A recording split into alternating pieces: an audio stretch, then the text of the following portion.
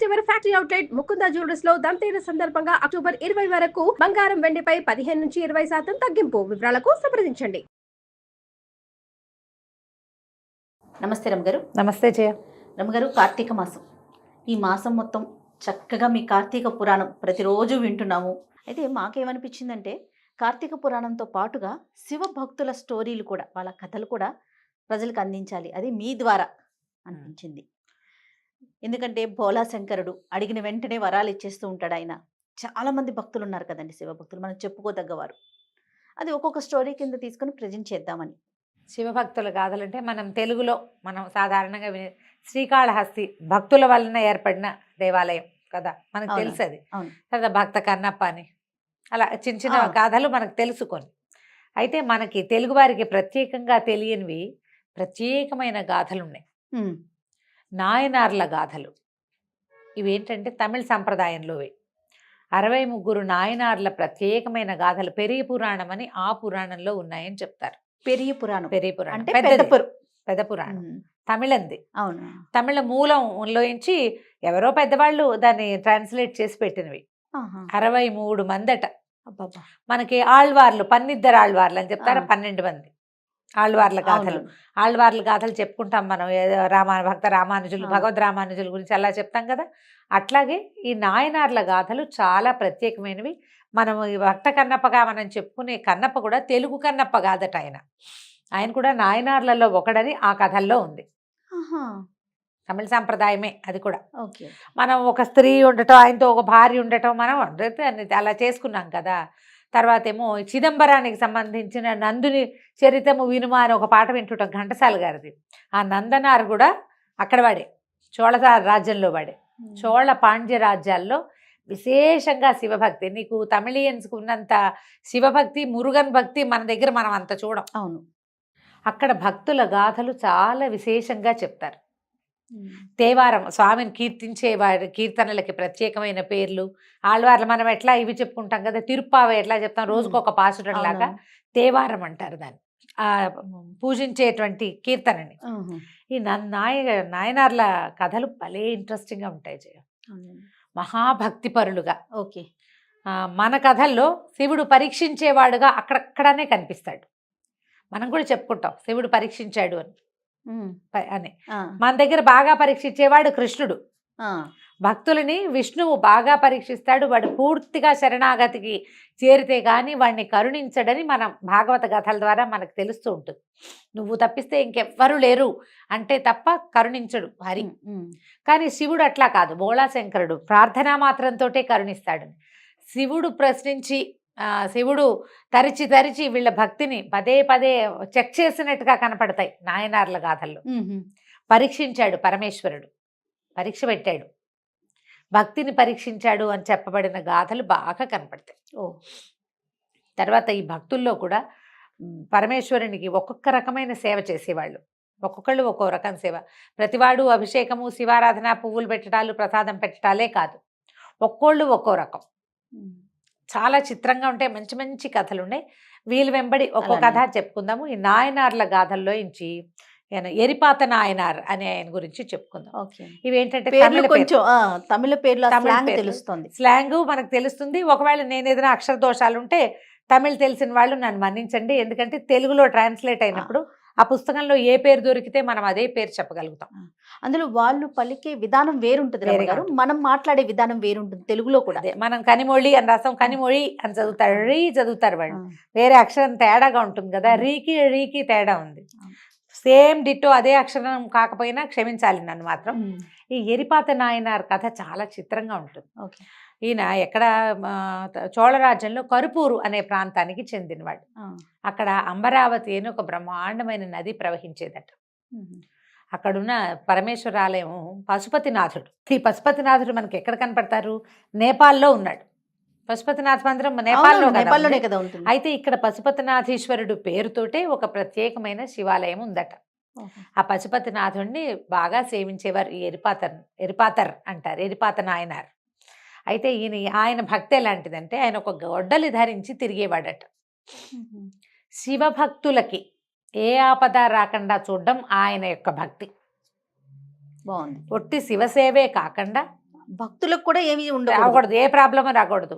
శివభక్తులకి ఏదైనా ఇబ్బంది అయితే ఈయన పరిగెత్తుకుంటూ అక్కడికి వెళ్ళేవాడు. గొడ్డలితోటైనా వాళ్ళకు వచ్చిన కష్టాన్ని నివారించే లాంటి ప్రగాఢమైన శివభక్తి పరుడు. సూపర్. భక్తిలో ఒక్కొక్కళ్ళది ఒక్కొక్క లెవెల్ ఉంటుంది. అవునవును. ఈయన ఏంటంటే హింసకి పాల్పడైనా సరే ఒక శివభక్తుడిని రక్షించాలి, ఇలా ఉండేది. ఈయన గొడ్డలి ధరించి తిరిగేవాడు. ఎవరికి ఏ సహాయం కావాలంటే ఆ సహాయం చేసేవాడు. ఈయన ఉన్న కాలంలోనే ఒక మన శివగామి అండాళ్ళని ఒక ఆయన ఉండేవారట. శివగామి ఆయన పేరు. ఈయన ఏంటంటే మహాభక్తుడు. ఈయన రోజు పరమేశ్వరుడి కోసం పువ్వులు సేకరించుకునేవాడట. పువ్వులు సజ్జ నిండా పువ్వులు తెచ్చి దండలు గుచ్చి స్వామికి ధరింపజేసేవాడు. పశుపతినాథుడికి ఇంటి దగ్గర ఎక్కడ శివాలయం ఉంటే అక్కడికల్లా ఇచ్చేవాడు పువ్వులు. ఆయన బర్లల్లో ఆయన భక్తి అది. పెద్ద మొదట చెప్పుకున్న ఎరిపాత నాయనార్ పద్ధతేమో హింసతోటైనా శివభక్తులను రక్షించాలి, ఆయన భక్తి. ఈయనేమో ఈ పుష్పమాలికా సమర్పణే ఈయన భక్తి అన్నమాట. పువ్వుల కోసం ఇక నిత్య అర్చన అది పూర్తి చేసుకుని ఇంట్లో ఆయన జీవితానికి కావాల్సిన పని ఏదో చేసుకున్నాక ఇక వేరే వ్యవహారాలు జోలికి వెళ్ళేవాడు కాదు. పువ్వులు సేకరించి ఉదయం కాలంలో ఒకసారి సేవాకాలం పువ్వులు అందించేవాడు, మళ్ళీ సాయంకాలానికి పువ్వుల దండలు పువ్వులు ఏరుకు రావటం, వాటిని గుచ్చటం, స్వామికి సమర్పించటం, ఇలా ఆయన వెళ్తూ ఉన్నాడు. అయితే ఏంటంటే ఆ దేశానికి ఆ ప్రాంతానికి కరుపూరుకు చెందిన రాజుగారి ఏనుగును ఒకదాన్ని ఒకరోజు స్నానానికి తీసుకొచ్చారట.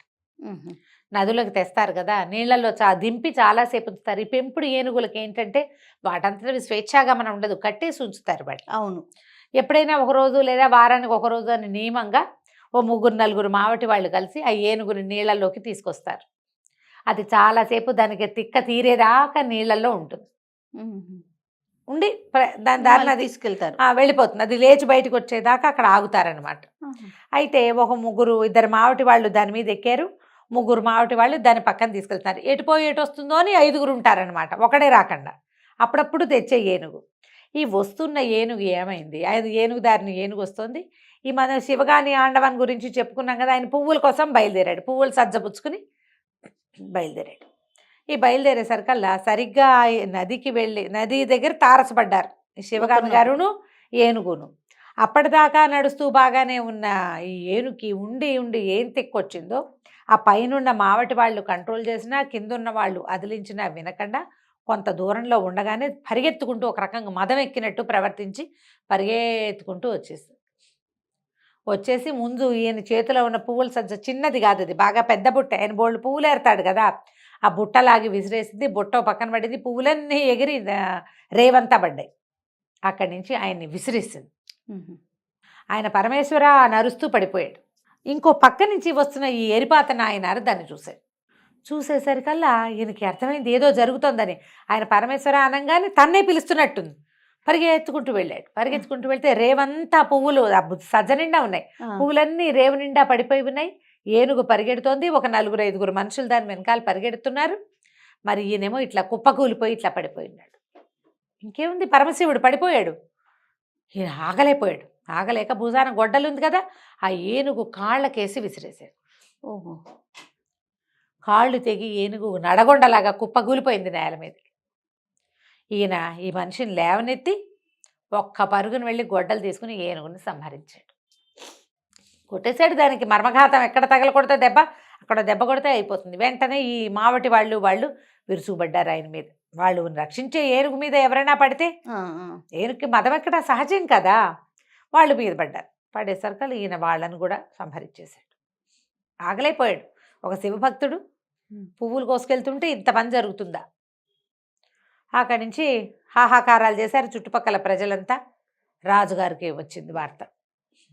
ఈయన చూసేసరికి ఆయన అనుకున్నాడు, ఈయన సామాన్యుడు కాదు, మహాభక్తుడు. దానికి తోడు శివభక్తుల్ని రక్షించాలన్న ఒక దీక్ష పూని ఉన్నవాడు. ఈయన చేతిలో ఇలాంటిది జరిగిందంటే ఇంకోటి ఏదో అపరాధం జరిగింది, దానికి ప్రతిగానే ఈయన చేశాడు. లేకపోతే హింసకి పాల్పడే మనిషి కాదు ఆయన. రాజుగారు అర్థం చేసుకున్నారు. రాజుకు అర్థమైంది, ఎందుకంటే కొన్నేళ్లుగా ఆ రాజ్యంలో ఉన్నాడు ఎరిపాత నాయనారు. ఎప్పుడైతే రాజుగారికి ఈ విషయం తెలిసిందో ఆయన పరిగెత్తుకుంటూ వచ్చేసరికల్లా ఈ చంపింది ఈయనని తెలిసిపోయింది. తెలిస్తే ఆయన ఏం చెప్పాడంటే, శివాపరాధం చేశారు నీ ఏనుగు మావటి వాళ్ళు కూడా, అందుకని నేను ఏనుగుని సంహరించాను. మావటి వాళ్ళేమో నా మీదకి వచ్చారు కాబట్టి వాళ్ళని చంపవలసి వచ్చింది అని చెప్పేసరికల్లా అప్పటికే రాజు కూడా మహాశివ భక్తుడు. ఆయన ఈ శివాపరాధం అనగానే దిగులు పడిపోయాడు. అయ్యో నాది పొరపాటు, నేను ఈ శివాపరాధాన్ని చేసే ఉద్దేశం ఉన్న ఒక ఏనుగుని కొంతమంది మావటి వాళ్ళని పెట్టుకున్నాను, మీరు వాళ్ళని చంపి మంచి పనే చేశారు, ఇలాంటి పరిస్థితి కల్పించినటువంటి నన్ను కూడా సంహరించండి, మీ పవిత్రమైన ఆయుధంతో సంహరించద్దు, నా కత్తితోటే మీరు నా మెడ ఉత్తరిచ్చేసేయండి అని రాజు కాళ్ళ మీద కూలి నుంచున్నాడట కత్తిచ్చి. కత్తి పట్టుకునేసరికల్లా ఈయనకి ఎరిపాత నాయనారు కనిపించింది. ఇదేమిటి రాజు ఇట్లా ఉన్నాడు, నేను ఒక ఉద్రేకానికి లోనయ్యి ఆయన ఎట్లా ఉన్నాడో కూడా చూడకుండా దీని మీద పడిపోయా, ఏనుగు మీద పడిపోయాను, ఇప్పుడు ఇది రాజు కూడా దీనికి ఇదైపోయాడు, రాజు తన తప్పు ఒప్పుకునే దుస్థితికి తీసుకొచ్చేసాను నేను, నాది పొరపాటు గుర్తించాడు ఈయన, నాదే పొరపాటని ఆయన కత్తితో తన మెడ ఉత్తరించుకోబోయాడట. అబ్బా, ఎప్పుడైతే ఈ ఒక నిమిషం ఆగి ఆయన కత్తిపుచ్చుకుని ఆలోచిస్తున్నాడో రాజుకు అర్థమైంది ఇక్కడ ఏదో జరగబోతోందని. గబుక్కుని లేచి ఆయన చేతులు పుచ్చుకున్నాడు. వద్దు వద్దు, మీరు ఇంత పని చేయబోకండి, మీలాంటి మహాభక్తుడు ఈ రాజ్యంలో ఉండటమే మా అదృష్టము, నేను ఒక ఏనుగుని దాని మావటి వాళ్ళకి శివభక్తి నేర్పించకపోవడం రాజుగా నేను పొరపాటు నాది, మీరు ఒక ప్రజ్ఞ ఒక ఇది పెట్టుకున్నారు, ఒక ప్రతిజ్ఞ, శివాపరాధన చేసే వాళ్ళని శిక్షించాలని, మీ ప్రకారం మీరు శిక్షించేశారు, రాజుగా నాకు పడవలసిన శిక్షని మీకు వేసుకోవద్దు అనేసరికల్లా గంటలు మోగినాయట. ఎక్కడి నుంచో పైనుంచి పుష్పవృష్టి కురిసిందట. అప్పుడు ఈ సన్నివేశం పూర్తయిందనమాట. ఆకాశం నుంచి ఆశరీరవాణి వినపడిందట. ఈ పరమేశ్వరుడే ఈ సన్నివేశాన్ని కల్పించాడు. ఒక భక్తుడు ఎట్లా ప్రవర్తిస్తాడు, రాజైనా కూడా ఒక భక్తుడు ఎలా ప్రవర్తించాలి అనేది ప్రపంచానికి తెలియజేయటం కోసం మీకు ఒక పరీక్షగా ఇది చేయబడిన సన్నివేశమే తప్పిస్తే ఇదంతా నిజం కాదని ముందు ఆ శివగామి ఆయన పడిపోయాడు కదా, ఆండాల్ శివగామి ఆండాల్ పువ్వులు కోసి ఆయన లేచి వచ్చాడట. ఓకే. తర్వాత మరణించిన ఏనుగు 5 మావటి వాళ్ళు లేచి నిలబడ్డారు. బా, దేవదుందుభులు మోగినాయట. పరమేశ్వరుడు వాళ్ళకి ఇట్లా మెరుపు రూపంలో సాక్షాత్కరించాడు. భగవంతుడు కల్పించిందే, లేకపోతే ఒట్టి పుణ్యానికి ఒక ఏనుగుని చంపేయటం అంటే అది ఎంత పెద్ద క్రియ. అవును అవును. తన భక్తి, తన ప్రతిజ్ఞ అంటే శివభక్తుల్ని రక్షించాలన్న ప్రతిజ్ఞని నిరూపించుకోవడానికి ఎంత పనైనా చేస్తాడు భక్తుడు అనేది ప్రపంచానికి చూపించడం కోసం ఏర్పరిచిందే ఇది. వెంటనే వీళ్ళంతా లేచి వచ్చేసారు. అందరూ చాలా సంతోషించారు. ఈ ఏరిపాత నాయనారు ఆ తర్వాత చాలా కాలం పశుపతినాథ సన్నిధిలోనే ఆ కర్పూర్లోనే ఉన్నాడట. రాజుగారు కూడా విశేషంగా ఈయన్ని సేవించేవాడు. ఇదొక గాథ. వచ్చే ఎపిసోడ్స్లో ఇంకా కొత్త గాథలు, కొత్త కొత్త పేర్లు, కొత్త రకమైన భక్తిభావాలు, మనం ఎప్పుడూ వినని కొత్త గాథల్ని ఇంకొకరిని చెప్పుకుందాం. తప్పకుండా అండి. నమస్తే రమ్మగారు. నమస్తే జయ. రమ్మగారు, మనము శివభక్తుల కథలు చెప్పుకుంటున్నాం. ఏం చెప్తున్నారు, ఎవరి గురించి? గుగ్గులు కలశ నాయనార్ కథ చెప్పుకుందాం. ఎంత ఇంట్రెస్టింగ్గా ఉంటుందో, గూస్ బంప్స్ వస్తాయి జయ కథ. అది 2-3 సార్లు చదివినా కూడా అలాగే అనిపించింది నాకు. చోళదేశంలో ఈ మొత్తం కథలన్నిట్లలో పాండ్యరాజ్యంలో, చోళదేశంలో ఈ క్యాప్షన్స్ తోటే మొదలవుతాయి, ఈ పేరుతోటే. ఇవన్నీ అక్కడ కథలే. అవును. తిరుక్కడపూర్ అని ఒక ఊరట. ఇక్కడ అమృత ఘటేశ్వరుడు, ఇక్కడ ఉన్నటువంటి పరమేశ్వరుడు, అమృత ఘటమే ఈశ్వరుడుగా మారిన గాథ అన్నమాట. పూర్వం ఎప్పుడు దేవదానవులు పాలకడల్ని చిలికినప్పుడు అమృత ఘటాన్ని పట్టుకుని ఇక్కడికి వచ్చారట, ఈ ప్రదేశానికి. అయితే ఈ ప్రదేశానికి వచ్చినప్పుడు స్నానం చేసి తీసుకుందామని అమృత కలశాన్ని, ఆ ఘటాన్ని, ఆ కుండని ఒక చోట పెట్టారు. వాళ్ళు స్నానం చేసి వచ్చాక ఘటాన్ని కదపపోతే రాలేదట. భూమి మీద పెట్టినట్టే ఇంకంతే, తీయలేకపోయారు. ఆ అమృత ఘటమే శివలింగంగా మారిందట. అమృత ఘటేశ్వరుడే అక్కడున్న స్వామి పేరు. సాక్షాత్తు అమృత కలశమే అట్లా లింగంగా మారిపోయిందట. చాలా ప్రత్యేకమైన శివలింగంగా చెప్తారు. మార్కండేయుడు తన 16వ ఏట యముణ్ణి జయించినది ఇక్కడే. ఈ అమృత ఘటేశ్వరుని కౌగలించుకునే మార్కండేయుడు మృత్యువుని తప్పించుకున్నాడని చెప్తారు. అంటే 2-3 చోట్ల మనం వింటాం ఇక్కడే మార్కండేయుడు తపస్సు చేశాడని. ఈ ప్రాంతపు ఆ దీంట్లో కథల్లో అది చెప్పబడుతుంది. అయితే ఇక్కడున్న అమ్మవారు అభిరామి అమ్మన్, అమ్మవారి పేరు అభిరామి, పార్వతీదేవి పేరు. ఆమె అభిరామి పట్టణని ఒక మహాభక్తుడు ఆవిడ్ని సేవించేవాడట. అయితే ఆవిడ ఏంటంటే ఆయనకి ఎంత మహాభక్తుడంటే ఆయన కోసం పౌర్ణమిని అమావాస్యగా మార్చిందట అమ్మవారు. అబ్బా. రాజు దగ్గర సాక్ష్యం చెప్పడానికి. అంత ప్రత్యేకమైన ఊరంటే భగవంతుని యొక్క లీలా విలాసాలు ప్రత్యేకంగా కనపడిన ప్రాంతం అన్నమాట.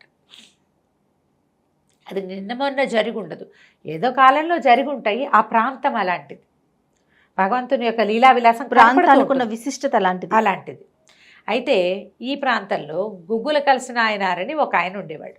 ఓకే. ఈయన పేరు ఏదో, కాకపోతే ఇదేంటంటే శివుడికి శివారాధన గుగ్గిలం వేయటం. దేవాలయంలో ఉండి నిత్యం ఒక చిన్న బొగ్గలు కుంపటి అగ్ని రగిల్చి పెట్టుకుని గుగ్గిలం వేసి ధూపం వేసేవాడు స్వామికి. ఓకే. ఈ నాయనార్ల కథల్లో చందన సమర్పణ చేసేవాళ్ళు, ఇలా గుగ్గిల సమర్పణ చేసేవాళ్ళు, పువ్వులే ఏరి తెచ్చి పువ్వులతోటే సేవ చేసే అట్లా చాలా కథలు కనపడతాయి. ఈయన ఆ గుగ్గుల తాలూకు డబ్బా పట్టుకుని తిరుగుతుండేవాడు. గుగ్గిలాన్ని సాంబ్రాణి అదేనండి గుగ్గులు కలిసిన ఆయనారుగా పిలిచేవాళ్ళు. ఆయన ఈయన భక్తుడు. వేసేవాడు. వేగా శివుడికి ఈయనని పరీక్షించాలనిపించింది. ఈయన వృద్ధి అంతా పోయింది, ఆస్తి స్వాస్తి కరిగిపోయినాయి. అంతకుముందు ఇంత పట్టుకెళ్ళి ఇంతైనా పట్టుకెళ్ళి వేస్తూనే ఉన్నాడు. వేగా ఏమీ మిగల. వాళ్ళకి సంతానం చాలామంది ఉన్నారు. అయితే ఇంట్లో మొత్తం ఆస్తి స్వాస్తి డబ్బులు ఉన్నవన్నీ కరిగిపోయినాయట. భార్య ఏం చేసిందట, ఒకనాడు తన మెడలో ఉన్న మాంగల్యం, ఆవిడకి అదొక్కటే మిగిలింది సూత్రం. ఆ సూత్రాన్ని తీసిచ్చి భర్తకి, అయ్యా ఇదొక్కటే ఉంది, పిల్లలు ఆకలితో ఉన్నారు, 2 రోజులైంది అన్నం తిని, ఏదో పసుపు కొమ్ము కట్టుకుంటాను, ఇది పట్టుకెళ్ళి మీరు ఇది నమ్మి కాస్త ధాన్యం కొనుక్కురండి అని అడిగిందట. అడిగితే ఆయన ఆలోచించాడు, సరేనన్నాడు. ఆవిడ పసుపు కొమ్ము కట్టుకుని ఆ శివసూత్రాన్ని తీసి ఆయన చేతిలో పెట్టింది. మంగళసూత్రాన్ని శివసూత్రం అంటారు కదా, శివసూత్రం పుచ్చుకుని నడిచి వెళ్తుంటే ఏమైంది, ఒక వ్యాపారస్తుడు పెద్ద బస్తాడు గుగ్గిలం పట్టుకెళ్తున్నాడు. గుగ్గిలపు వాసన ఈయన్ని ఆకర్షించింది. ఈయన స్వామికి చేసే సేవ అదే కదా. అలా నడిచి వెళ్తే చూస్తే పెద్ద బస్తా. సూత్రం అమ్మేసి డబ్బులు తెచ్చుకున్నాడు కాదు, ఆ డబ్బులతోటి ఏముంది ఇప్పుడు కొనేది ధాన్యమే కదా, ఆ చారెడు ధాన్యం కొనకపోతే ఏమైంది, బస్తాడు గుగ్గిలం వస్తుందని ఆ గుగ్గిలం పుచ్చుకుని ఫ్రెష్ గుగ్గిలం మంచి గుమగుమలాడుతూ స్వామికి సేవించుకుందామని అవి పట్టుకెళ్ళి గుళ్ళో ధూపం వేయిపోయాడట. అతను ఎప్పటికీ రాకపోయేసరికల్లా ఈవిడికి అర్థమైపోయింది, తను రాడు. దారైపోయే వాళ్ళు ఎవరో చెప్పారు, నాయనారు గుగ్గిలం కొట్టు కనపడ్డాడు. ఈవిడ రాదని ఈవిడ పరమేశ్వరుని ప్రార్థించిందట, పిల్లలు చచ్చిపోతారయ్యా, ఏదైనా ఒకటి చెయ్యి. శివసూత్రం ఆ స్త్రీ ప్రాణంతో సమానంగా ఉంచుకోవాల్సిన దాన్ని కూడా వదిలేశాను, నీ భక్తి తప్పిస్తే ఇంకేది మిగలలేదు నాకు, ఏదైనా నాకు ఒక అవకాశం ఇవ్వమని ఆవిడ ప్రార్థిస్తే ఆయన పరమేశ్వరుడు అమృతఘటేశ్వరుడే, నీ ఇల్లంతా నిండిపోతుందని ఆవిడకి వరం ఇచ్చాడు. ఓకే. ఇల్లు మొత్తం సమృద్ధితోటి నిండిపోయింది, ధాన్యం అన్నీ వచ్చేసినాయి. ఏం కావాలి ఓ ఇంట్లో, అది తిండి కావాల్సిన వస్తువులు అన్నీ వచ్చేసాయి. ఈవిడ గబగబా వంట చేసేసుకుంది, ఇంట్లో ఉండిపోయింది. ఈయన ఇక్కడ ధూపం వేస్తున్నాడు, సాటిస్ఫై అవటల్లా. దేవాలయం అంతా ధూపంతో నిండిపోయింది. పరమేశ్వరుడి వాక్కు వినపడిందట, ఆకలిగా ఉన్నావు, ఇంటికి వెళ్ళి అన్నం తిండిరా అని వాక్కు స్పష్టంగా వినపడింది. అప్పుడు ఈయన గుర్తొచ్చింది, భార్య ధాన్యం తెమ్మంది, మనం తేలేదు అని చెప్పి ఏం చేశాడు, సరే గుగ్గిలం బస్తా అక్కడ పెట్టి మెల్లిగా నడుచుకుంటూ ఇంటికి వెళ్ళాడు. పాడుగొట్లాడుతూ ఉన్న వాకిలిలో ముగ్గుంది, ఇల్లు కళకళలాడుతోంది, వంటకాల వాసనలు వస్తున్నాయి. ఆయన ఆశ్చర్యపోయాడు, ఏం జరుగుతోంది ఇక్కడ. అప్పుడు లోపలికి వెళ్ళి చూస్తే ఇల్లంతా సమృద్ధిగా కనపడుతుంది. ఆహారం లేని, వస్తువులు లేని ఇల్లు ఎట్లా ఉంటుంది, వంటకి ఆహారం పదార్థాలు, ధాన్య బస్తాలు అవి కనపడుతుంటే ఎట్లా కళకళలాడిపోతుంది. ఆయన విపరీతంగా సంతోషించాడు. భార్య అన్నం వడ్డించింది, పరమేశ్వరుడు ఈ వరాన్ని ఇచ్చాడు, ఎవరు తెచ్చిచ్చారో తెలీదు, ఇల్లు నిండిపోయింది. ఆయన హాయిగా సంతోషంగా గుగ్గిలం వేసుకుంటూ భగవంతుడు ఇచ్చిన సమృద్ధిని అనుభవిస్తూ ఉండేవాడు. లభించిన సమృద్ధిని అంతటినీ కూడా ఆయన ఏమనుకునేవాడంటే, ఇదంతా శివుడిచ్చింది, శివసేవకే దీన్ని వాడాలి అని పిల్లలకి కట్నాలు కూడా ఇవ్వలేదట ఆయన. ఇదంతా శివుడి సేవకే, మేము తింటాం అంతే, ఎవరికి ఇవ్వకూడదు, శివసేవకే. అంటే గుగ్గిలమే, ఓన్లీ గుగ్గిలం. అయితే ఆ కాలంలో తిరుపనందాళ్ళని ఇంకొక ప్రాంతంలో ఒక దేవాలయం ఉందట. అక్కడున్న శివుడు పరమేశ్వరుడు విచిత్రమైన వాడు. ఆ దేవాలయాన్ని దర్శించడానికి వెళ్ళాడట ఆయన.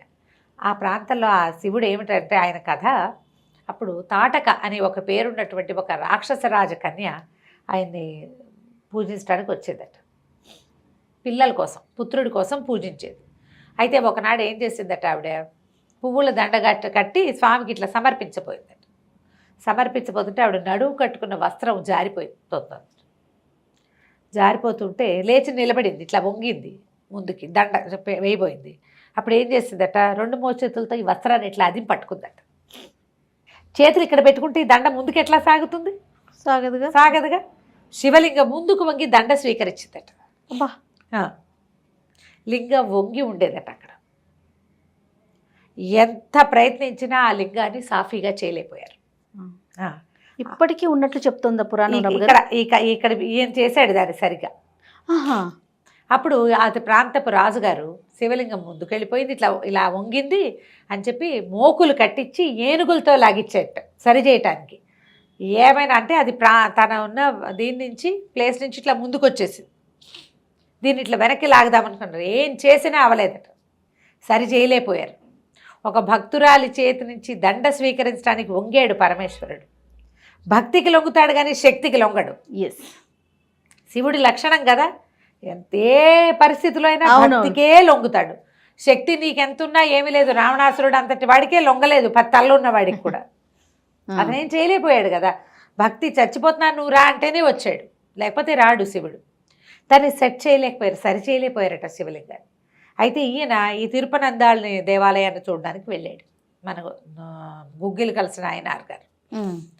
అయితే ఏమన్నాడట, ఒక చిన్న తాడు కట్టి తన మెడకు కట్టుకున్నాడట. మెడకు కట్టుకుని పంచాక్షరి జపిస్తూ సరిగ్గా సరైన ప్రదేశానికి వచ్చి కూర్చుని అందరి సేవలు అందుకోవయ్యా శివ అని పిలుస్తూ పంచాక్షరి జపిస్తుంటే శివలింగం యథాప్రకారంగా అయిపోయిందట. అంత భక్తి, ఈయన భక్తికి ఆ వంగిపోయిన శివలింగం సరిగ్గా కూర్చుందట. ఆ ప్రాంతంలోనే ఎంతకాలమో జీవించాడట. శివభక్తుల్లో అగ్రగణ్యులుగా చెప్పబడే సుందరమూర్తి నాయనార్, జ్ఞాన సంబంధర్, ఇలా మంచి మంచి పేర్లు కనపడతాయి. వాళ్ళంతా కూడా ఈయన్ని దర్శించారట. ఇది గుగ్గులు కలిసిన నాయనార్. జీవితకాలం అంతా కూడా ఇలా గుగ్గిలం వేస్తూనే శివుణ్ణి సేవిస్తూ ఉన్నటువంటి ఈయన అంత్యంలో శివైక్యం చెందాడని చెప్తారు. అద్భుతం, బాగుంది కదా, చాలా బాగుంది రమ్మగారు. నమస్తే. నమస్తే రమ్మగారు, శివభక్తుల స్టోరీలు, కథలు చెప్పుకుంటున్నాం. నాయనార్ గాథలు. ఈ చోళ రాజ్యంలోనండి తమిళనాడులో కన్నమంగళం అని ఒక ప్రాంతం అట.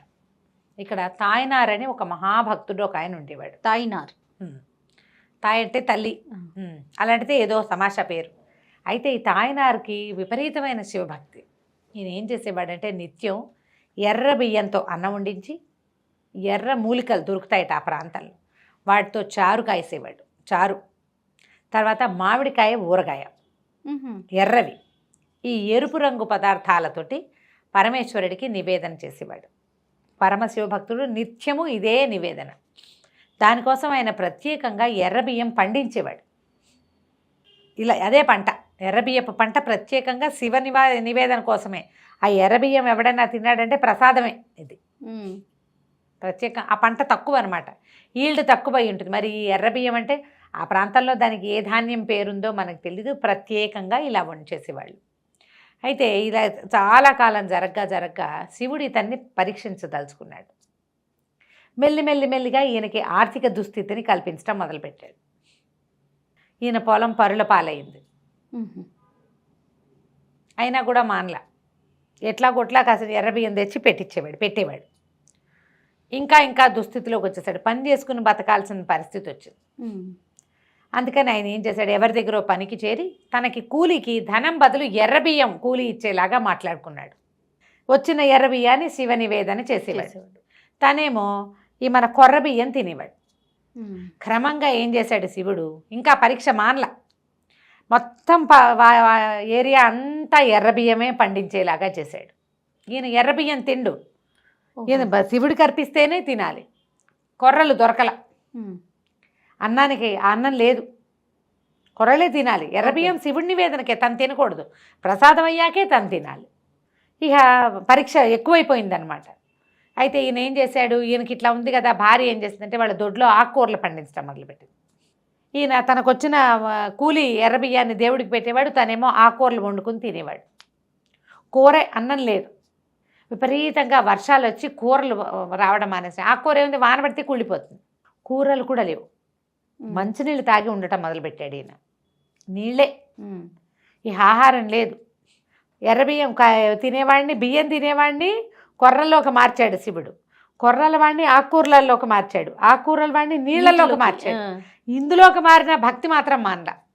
ఇదేమిటి? ఇది మనం ఏమనుకుంటాం జయ, సాధారణంగా మనుషులు ఎలా ఉంటాం, ఒక్క చిన్న పరీక్ష వస్తే చాలు దేవుడు లేడనేస్తాం, పూజ చేయటం మానేస్తాం. ఏదైనా కష్టం వస్తే, ఎందుకు వచ్చింది, ఎవరైనా మరణిస్తే లోక సహజమైన మరణాన్ని జీర్ణించుకోలేక దేవుడు లేడు అందుకే మా నాన్న పోయాడు, దేవుడు లేడు అందుకే నాకు ఈ కష్టం వచ్చింది, దేవుడు లేడు లేడనే అనుకుంటాం.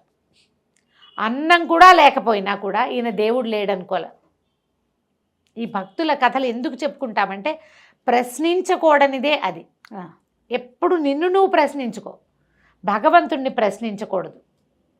నీకేదైనా కష్టం వస్తే అది నీ కర్మానుభవం తప్ప భగవంతుడు ఉన్నాడా లేడా అనేది ప్రశ్న కాదు అసలు.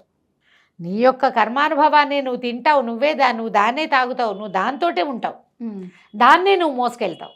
భగవంతుడు సర్వసాక్షిగా ఉంటాడు. నువ్వు మోసుకొచ్చిన కర్మ నువ్వు మోసేలాగానే చేస్తాడు. ఈ మోసే కర్మలో నువ్వు గనక భగవంతుడిని పట్టుకున్నావా, నీకు ఒక ఆసరం ఉంటుంది. మునిగిపోయేవాడికి తాడు దొరికినట్టు. ఆ తాడు నిన్ను ఉద్ధరించదు, కనీసం ఒకడున్నాడు పర్వాలా నాకు ఒక ఆసరా ఉందన్న ఒక్క ధైర్యాన్ని మాత్రమే ఇస్తుంది. నువ్వు నిలదొక్కుకో, నువ్వు నుంచుంటావు, లేస్తావు, పరిగెడతావు, తర్వాత ఏదైనా చేస్తావు. ఈ పట్టుకోగలిగేది ఉంది చూసావా, నీకు ఏ రకంగా నువ్వు సహాయపడది కేవల పట్టుగొమ్మ. దాన్ని వదిలేస్తే నువ్వు వదిలేసుకున్నట్టు అంతే. ఆ పట్టుకుంటే వాడు పట్టుకునే ఉంటాడు. ఆ పట్టుగొమ్మే భగవంతుడు. అది చేత కావాలి మనకి. మనం ముందు ప్రశ్నించడం మొదలు పెడతాం. అవును, ఆ ప్రశ్న నేను సరిగ్గా ఉన్నానా, నా తప్పేదైనా ఉందా అనే ప్రశ్న ఉండదు. నా మీద నాకు ప్రశ్న రాదు, ఎప్పుడు నీ మీదే వస్తుంది, దేవుడి మీదే వస్తుంది. దేవుడు లేడు, దేవుడు అనేవాడు ఉన్నాడా అని ప్రశ్నల్లోకి వెళ్ళిపోతాం. పాటలు కూడా రాసుకుంటాం దాని మీద. అసలు నేను సరిగ్గా ఉన్నానా, అయినా నా కర్మానుభవం సరిగ్గా లేకపోతే ఆయన ఏం చేస్తాడు అని అనుకోం మనం. ఈయన మాత్రం అట్లాంటి వాడు. సరే ఏం చేశాడు, ఒకరోజు దొరికిన భిక్షతోటి దీంతో కూలితోటి బియ్యం వండుకున్నాడు, అన్నం వండాడు, అంత చారు కాసాడు, ఒక మామిడికాయ ముక్క ఆవకాయ బద్ద పెట్టుకుని నివేదన చేయబోయాడు. అప్పటికి 16 రోజులుగా ఆయనకి ఆహారమే లేదు, మంచినీళ్ళతోటే ఉన్నాడు. ఆయనకి సమర్పణ చేస్తూ కళ్ళు తిరిగి పడిపోతే ఈ పడిపోయేసరికి అలా చేతులు అన్నం పట్టుకున్నాడా, అది కాస్త నేల పాలైంది. విపరీతంగా ఏడ్చాడు ఆయన. నీకు పెట్టే అన్నం నేల పాలైపోయింది, నువ్వు ఉన్నావన్న నమ్మకంతో కదా ఇన్ని రోజుల నుంచి తెస్తున్నాను. ఇదంతా జరుగుతోందంటే, ఇప్పటిదాకా జరుగుతున్నదంతా జరుగుతోందంటే నువ్వు ఒకటి ఉన్నట్టే అర్థం. నువ్వంటూ ఉంటే ఈ అన్నం తినాలి, నువ్వు నేల మీద నువ్వు ఉన్నావన్న నమ్మకంతో కదా ఇంత చేశాను, లేకపోతే మెడ నరుక్కుంటానన్నట్టు. నేను ఇంత కష్టపడి పట్టుకొచ్చిన ప్రసాదం నువ్వు స్వీకరించావని నాకు తెలియాలి. ఈ మెడ కత్తిరించుకోవడానికి, మెడ తురుచుకోవడానికి కత్తిని ఇట్లా మెడకేసి నొక్కేసుకున్నాడు. ఆ మెడని నరుక్కోవడానికి సిద్ధపడ్డాడు. కాబట్టి ఈ తాయినార్ని అరివత్త నాయనార్ అని పిలిచేవారట. కత్తితో మెడ కోసుకున్నవాడు. మెడ తెగిపోయే స్థితి వచ్చాక అప్పుడు పరమేశ్వరుడి చేత్తో పట్టుకున్నాడట కత్తిని. ఆపాడు. ఈయన స్పృహ తప్పి ఒక స్పృహలో లేడు, కళ్ళు కనపడే స్థితి లేదు, ఆహారం లేకపోతే కళ్ళు చీకట్లు కనిపోతాయి. ఆవకాయ ముక్క కొరుకుతున్న శబ్దం వినపడిందట. అది కచక్కమంటుంది కదా, శబ్దం వినపడింది. భగవంతుడు అతన్ని పట్టి లేవదీశాడు. నీకు ఇది పరీక్షే కానీ శిక్ష కాదు. శివభక్తి ఎలా ఉండాలి అనేది చూపించడానికి నువ్వు ఒక ఉదాహరణవి ప్రపంచానికి. ఎంత పరీక్షించినా పరీక్షకి నిలబడ్డావు కానీ వెనక్కి తిరిగిపోలేదు నాయన. నీ భక్తికి ఎన్నో కంఠహారాలు వేయాలి, ఎన్ని దండలో వేయాలి నీకు అని చెప్పి అతను మెడ మీద పెట్టుకున్న కత్తి దండగా మారిపోయేలాగా చేశాడట పరమేశ్వరుడు. ఆ తర్వాత ఎంతో కాలం ఇదే ప్రాంతంలో జీవించి ఉండేవాడు. ఆయన సంపద అంతా ఆయనకి తిరిగి వచ్చింది. నిత్యము ఎర్ర బియ్యంతో స్వామికి అర్చన చేస్తూ అంత్యంలో శివ సాయుధ్యాన్ని పొందాడట. అద్భుతం. అరివత్త నాయనార్ కథ. భక్తి ఎలాంటి రకంగా ఉంటుంది, ఒక్కొక్కళ్ళకి ఒక్కొక్కటి ఉంటుంది. అందుకని మనకి కార్తీక పురాణంలో ప్రత్యేకంగా కొన్ని విషయాలు చెప్తారు. ఇతరుల భక్తిని ప్రశ్నించద్దు, ఎవరి భక్తి వాళ్ళదే అంతే కదా. నువ్వు భక్తిలో డాంబికానికి పోయే వాళ్ళని ప్రశ్నించవచ్చు, భక్తి తత్పరతని ప్రశ్నించకూడదు. ఒక్కొక్కళ్ళది ఒక్కొక్క భక్తి, ఎవరి పూజా విధానం వాళ్ళది. దీంట్లో డంబాలికి పోవద్దు, గొప్పలకి పోకండి. భక్తిని భక్తిగా, ఏ రకమైన భక్తి అయినా సరే అంతే. ఎవరి పూజా విధానాన్ని ఎవరిని ప్రశ్నించద్దు. ప్రతివాడిది ఎవరిది వాడిదే భక్తి, ఎవరిది వాడిదే నమ్మకం. విధానాలు వేరైనా చివరికి వీళ్ళంతా చేరేది శివుడికే, శివుడి దగ్గరికే, అంతకంటే రెండోది లేదు. అలా చెప్పే కథల్లో ఇదొక ప్రత్యేకమైన గాథ, అరివత్త నాయనార్ గాథ. చాలా బాగుందండి. నమస్తే. నమస్తే. రమగారు, మనం శివభక్తుల కథలు చెప్పుకుంటున్నాం. ఈరోజు ఏం చెప్తున్నారు? నాయనార్ల గాథలు చెప్పుకుంటున్నాం కదా. కొంచెం కన్నడ, మలయాళం, తమిళం కొంచెం నేర్చుకోండి. మీరు వేరే రాష్ట్రాల్లో తీర్థయాత్రలకు వెళ్ళినప్పుడు ఉపయోగపడుతుంది. తప్పకుండా. ఊళ్ళో వాళ్ళు ఏదో కథ చెప్తారు జయ, మనకు కొన్ని ముక్కలైనా అర్థం కావాలి. నేను లాస్ట్ టైం అలా మా ఉడిపిలో అలాగే నేను అర్థం చేసుకున్నాను, కొంచెం తెలుసుకోవడం వల్ల అది ఉపయోగపడుతుంది కదా. అవునవును. అందుకని వేరే భాషలు చూడకూడదు, అలాంటి భావాల్లో ఉండకండి. నన్ను ఫాలో అవ్వండి ఈ విషయంలో. డెఫినెట్గా. పాండ్య రాజధాని మధురలో ఒక ఆయన ఉండేవాడు, మూర్తి ఆయన పేరు. ఏ మూర్తో, ఆయన కులానికి వైశ్యుడట, కానీ మహాశివభక్తుడు. మనం ఇంతకుముందు కథల్లో కూడా చెప్పుకున్నాం, వీళ్ళు శివుడికి ఒక్కొక్కటి ఒక్కొక్క రకంగా సమర్పించి భక్తి ప్రపత్తులు చాటుకుంటారు. ఈయనకి గంధం అందించడం ఇష్టం. స్వామికి శివుడికి గంధం పెట్టాలి. గంధం అరగదీసి శివలింగం అంతా అలది సంతోషపడేవాడు. శివారాధన అంటే గంధం తీయటమే ఆయన పని. ఎక్కడైనా అర్చన జరుగుతుందంటే ఈయన వెళ్తే ఒక గంధం చెక్క ఆయన చేతికి ఇచ్చేవారు. ఆయన గంధం తీసి తన భక్తిని, తన ప్రీతిని, భగవంతుడి పట్ల తనకున్న భక్తి ప్రపత్తులు, విశ్వాసాలన్నింటినీ చందనంలోనే సమర్పించేవాడు. అయితే ఈ చందన సమర్పణ హాయిగా నిర్విఘ్నంగా జరిగిపోయేది. ఆస్తి స్వాస్తి ఉన్నవాడు రోజువారీ శివాలయానికి వెళ్ళేవాడు. ప్రతి సంవత్సరం కార్తీక మాసం విశేషంగా సేవించేవాడు. గంధ సమర్పణ, చందన సమర్పణే ఆయన యొక్క భక్తి సేవా తత్పరత నడుస్తూ ఉంది. అయితే ఆ కాలంలో కర్ణాటక రాజ్యంలో ఉన్నటువంటి జైన మతస్థుడైన రాజు ఒక ఆయన పాండ్యరాజును ఓడించి మధురని ఆక్రమించుకున్నాడు.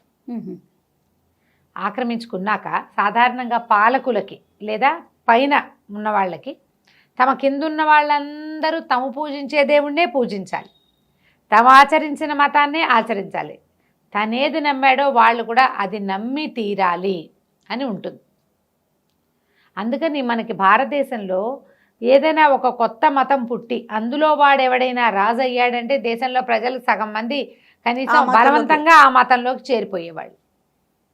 అలాగా బౌద్ధ మతానికి చెందిన రాజులు, జైన మతానికి చెందిన రాజులు, శాక్తేయులు, కొంతమంది వీర వైష్ణవులు, వీర శైవులు. వైష్ణవంలో ఉన్న వాళ్ళు రాజులైనగా మాటగా మనకు కనపడదు. శైవంలో వీరశైవులు రాజులైన వాళ్ళు కనపడ్డారు. ఆ కనపడిన వాళ్ళు ఏం చేశారు, ఎక్కడెక్కడ విష్ణు ఆలయాలంటే వాటిని ధ్వంసం చేసి విష్ణు విగ్రహాలనే పారేసి, విష్ణువు అసలు దేవుడే కాదని అలాంటి ఓవరాక్షన్లు కూడా అలా జరిగేవి. అవునవును. ఏంటంటే అధికారంలోకి వచ్చేసరికల్లా వాళ్ళకి అదొక రకమైన ఉద్రేకం వస్తుంది. వాళ్ళు ఏదైతే విశ్వసిస్తారో దాన్నే అందరూ కూడా నమ్మాలి అని చెప్పి పాటించాలని. రాజు భక్తులైతే ప్రజలంతా భక్తులుగానే ఉండాలి, రాజు ఏ మతావలంబి అయితే ఆ మతంలోకి ఉండాలి. అదొక లోకసహజంగా ఉండేది. ఒక్కొక్కళ్ళు తీవ్రంగా పరిగణించేవాళ్ళు. ఈ జైన మతస్థుడిగా కర్ణాటక నుంచి వచ్చిన ఇక్కడకు మధురకి వచ్చినటువంటి రాజు ప్రజల్ని జైనులుగా మార్చడానికి శాయశక్తులా ప్రయత్నించాడు. కొంతమంది రాజు భయంతో, దండన భయంతో, ఆ పన్నుల భయంతో బతకలేక, పైగా మన ఊరు వదిలిపెట్టి ఇంకెక్కడికి వెళ్తాం, దేశాన్ని వదిలిపెట్టి వెళ్ళటం అనేది అసలు అప్పుడు లేనే లేదు. ఉన్న ఊరు కన్నతల్లి, ఊళ్ళు కూడా మారేవాళ్ళు కాదు. ఏ ఊరు వాళ్ళు అక్కడే ఉండేవాళ్ళు, అక్కడే ఉండాలి. తరాల తరబడి అక్కడే ఉండేవాళ్ళు. ఎక్కడికైనా మారటం అంటే మహావృక్షాన్ని తీసుకెళ్ళి ఇంకో చోట పాతి పెట్టడం లాగా అంత బృహత్తర కార్యక్రమంగా ఉండేది. చాలామంది ఒప్పుకున్నారు. అయితే ఈ రాజ్యంలో పేరెన్నికగన్న భక్తుల్ని ఆయన చూస్ చేశాడు కొంతమందిని. వీళ్ళని మారిస్తే మిగిలిన వాళ్ళు మారుతారని. ఆ పేరెన్నికగన్న భక్తాగ్రగణ్యుల్లో మన చందన చర్చ చేసేటువంటి మూర్తి నాయనారు కూడా ఉన్నాడు. ఓహో. ఈయన్ని శత విధాలా దండించాడు, ఆస్తంతా లాక్కున్నాడు రాజు. ఏం చేసినా మూర్తి నాయనారు ఆయనకు లొంగలేదు. అయితే ఈయన నిత్యం ఏం చేస్తాడు, భగవంతుడికి చందన చర్చ. ఈయనకి చందనం దొరకకుండా చేసేసాడు రాజు. దారుణం కదండి, దారుణం. ఎన్ని కథలు కనపడతాయో ఇట్లా. ఇక చందనం లేదు, ఎవ్వరూ చిటిగడి చందనం కూడా ఈయనకు అమ్మకూడదు. గంధపు చెక్కలు అవి చందనం పుట్టించలేరు, తయారు చేయలేరు కదా, కొనుక్కోవాలి. గంధపు చెక్కలు తెప్పించుకునేవాళ్ళు. చెక్కలు రానివ్వరు, చందనం రానివ్వరు. ఏం చేస్తాడు? ఇంట్లో ఉన్నదే జాగ్రత్తగా వాడగా అయిపోయింది. ఏదో ఒకనాడు చివరికి రాదా వస్తువు, అలాగే కదా అవుతుంది. ఇక ఊరంతా పిచ్చెత్తినట్టు తిరిగాడు. ప్రతి వాళ్ళు చెప్పారు, అయ్యా రాజదండనకి గురైపోతాం మేము కూడా నీకు అమ్మితే. అప్పటికే 80% జైనులు అయిపోయారు. ఓహో. మిగిలిన వాళ్ళు రాజంటే భయం. తిరిగాడు చిటిగాడు గంధం కూడా పుట్టల ఆయనకి. ఆ చందన చర్చ స్వామి లింగమూర్తికి చేస్తే కానీ అన్నం తినడు.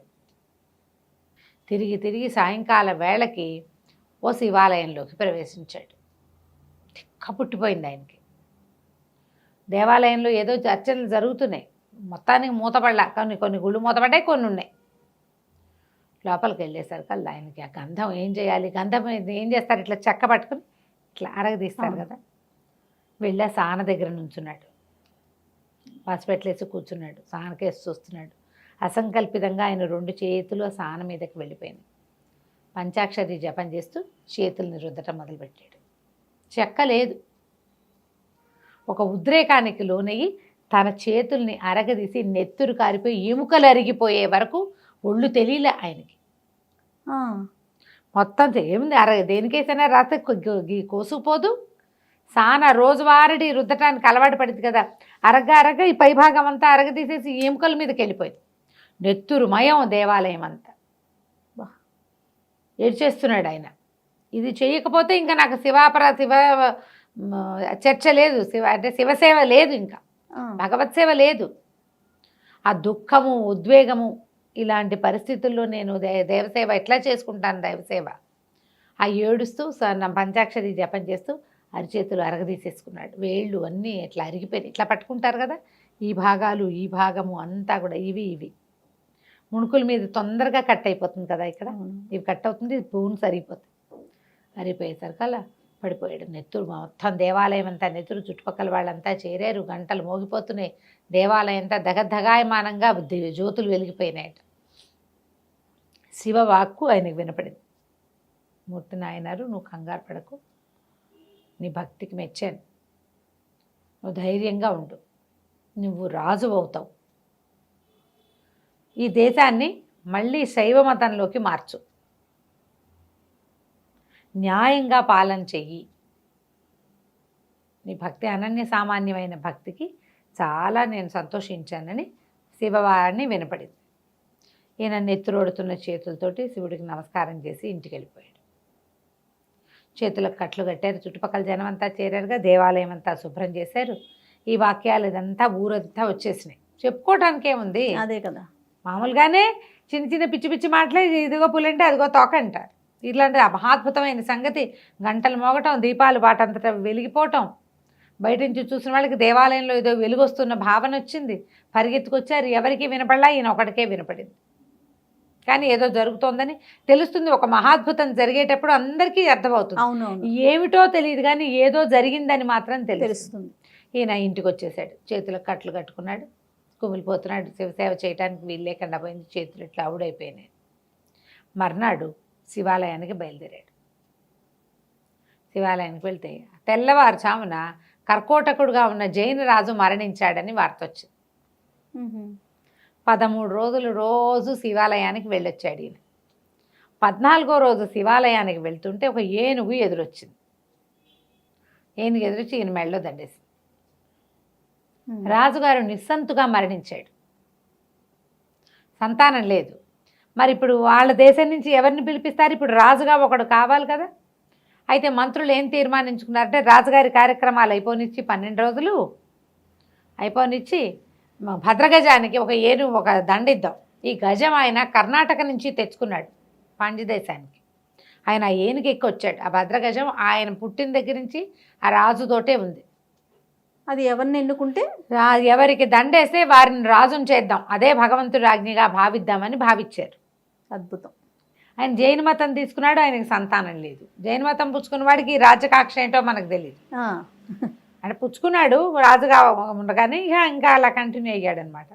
ఆ ఏనుగుకి దండేస్తే అది అన్ని ఊళ్ళు మొత్తం ఊరంతా అన్ని సందులు తిరిగి వచ్చి శివాలయం బయట నిలబడినటువంటి మూర్తి నాయనారు మెడలో దండేస్తారు కల్లా జనాలంతా చప్పట్లు కొట్టారు.